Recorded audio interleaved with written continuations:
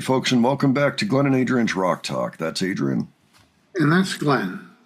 And today we are going to return to Rush for the first time in a few months. We had been doing Rush every single Thursday for about a year and a half there, and we've got over 80 reactions for Rush, and we love the band.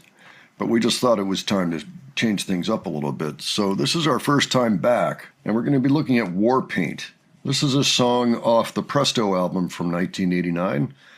And it's just one, I was listening to the album the other night and thinking, gee, this sounds like a pretty strong song. And I looked it up and noticed we hadn't done it. And I was a little surprised by that. And so we're going to be looking at footage from the 1990 tour for the same album. I just thought it would be thrilled to see them actually play it live. So Adrian, have you ever heard of this song before? I have not heard of this song. Yeah, we've done a few songs off the album. Yeah, like I know we did The Pass, for example. Well, let's check it out. We'll discuss it afterwards, and we can also look at the lyrics if we think that'll be useful. Alrighty. All right, let's take a look. All right. We'd like to continue with another song from Presto. It's called War Paint.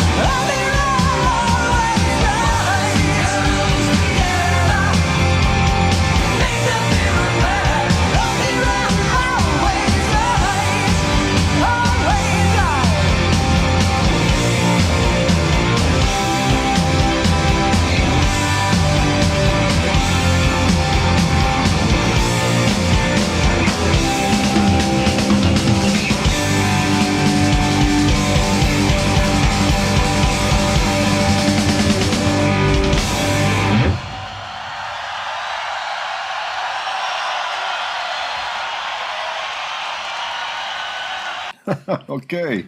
Well, what are your thoughts, Adrian? Well, I guess the first thing I'll mention, one thing I noticed was the giant rabbits on like either side of the stage. I guess that must be for Presto, right? You know, the magician takes a rabbit out of the hat and says Presto. That's right. That's right. And there are a whole bunch of rabbits on the cover of the album, too. So, yeah. Okay. Yeah, it is. And they looked rather ominous up there, I must say. They did not look like Yes. typical rabbits. They've got real rabbits on the cover, all right? So these were clearly big plush rabbits. I found myself wondering, I wonder how much that thing weighs, like on either side. Okay, logistically, how do you pull those out of the truck in such a, like, are they inflatable maybe, partially? Or Yeah, maybe. makes you wonder, right? Like, what did the stage crew go through with that? And also, whoever built it, what decisions did they make? If anybody has any details on that, I would love to know. I'm kind of wondering about some of the lyrics, too. Why don't we look at the lyrics? Yeah, that's a good idea. So, as usual, this is a Neil Peart lyric sheet. Not always the case exactly, so I like to mention it. And I noticed there's no capital letters on this lyric sheet, which is rather unusual for him. Yeah. So it says, "Girl before the mirror appraises her disguise. Child becomes a mother, tries to fix her eyes. No more of his excuses. It has to be today. She can keep her fantasy if she can get away. Paint her name on a one-way street, painted cheeks with an angry heat. Wounded pride on painted eyes, paint the night with battle cries. All puffed up with vanity, we see what we want to see. To the beautiful and the wise, the mirror always lies." So that's the girls section. War paint, in the case of the girl, appears to be the whole makeup ritual and, getting ready, putting on whatever you're going to put on. Yeah, getting ready to go out and face the world, either work or go out for the night or something. Well, it's definitely to meet up with a guy. Oh, yeah. Yeah. Okay. Yeah. So, boy before the mirror checks his camouflage, polishes his armor, and the Charger in the garage. There is a car called a Charger. And for those who don't know, no more lame excuses. It has to be tonight. So that's kind of the same. No more of his excuses. There's a lot of tie in there. And then pound of the drums with a martial beat. Pound the streets with marching feet. Wounded pride, distorted eyes, all puffed up with vanity again. Boys and girls together, mistake conceit for pride. Ambition for illusion, dreams for self-delusion. Girls and boys together, see what it is we lack. Let's paint the mirror black. So it's almost like deluding yourself a little bit in the whole game of meeting people. There's more to it, I'm sure. But a lot of it is like, put on your mask. Yeah, let's paint the mirror black. It's kind of like, I don't know, for some reason I thought all puffed up with vanity and let's paint the mirror black suggests breaking a harmful device, which in this case would be painting the mirror black. Also, just the line, the mirror always lies. That's an interesting one. Yeah. Well, that's the whole thing, is that it's war paint. It's not your actual face. You're putting on a show for the other person. But there must be something a little bit deeper than that, because it seems like a rather cynical sheet, especially the last bit there that kind of ties it all together. Mistake conceit for pride. So, you could sit here and debate these for a little while, what they all mean exactly. There's probably a Reddit thread on this lyric sheet, but we get the general gist. I don't know that the album is a concept album per se. Neil is writing a set of lyrics that all kind of tie into each other a little bit. It may not be a concept album per se, but there may be a lot of similar themes, or themes that bump into each other naturally that show up on the same album. I think it was useful to go over them for sure. And I think there's a little bit up for interpretation. We certainly get the idea, but then where we go from there, that's a whole class, They don't call him the professor for nothing. Folks, if you have thoughts on what the actual theme is of the song, maybe you've gone over it carefully, maybe you've already had that discussion with somebody, by all means, leave your thoughts and interpretations below. We'd love to hear about it. And let us know what you thought of this song, if you ever heard it before. It's kind of an album track. I don't know how much they played it outside of the Presto tour. I think it's a pretty strong song. It's got a lot of great riffs. Alex had this really short guitar solo, but it was pretty cool. It was also of its time. It reminded me a little bit, the patch that he had on there, of the the Trevor Rabin solo on Owner of a Lonely Heart. You know, it was kind of the same thing. Honestly, it was just nice to see Neil up there playing again. You know, it's been too long since I watched Neil Peart play the drums. You know, like they're important to us. They're an important band to us. So it's nice to see again. Maybe we should bring them back a little bit more often. Sure, good for that. Yeah, good. I'm glad to hear that. Folks, leave your suggestions below, your thoughts. And if you enjoyed this video, please give it a like. And if you enjoyed the presentation, please subscribe. All right. Thanks so much for joining us today. And we'll catch you on the next one. All right. Take care, folks. See you all later.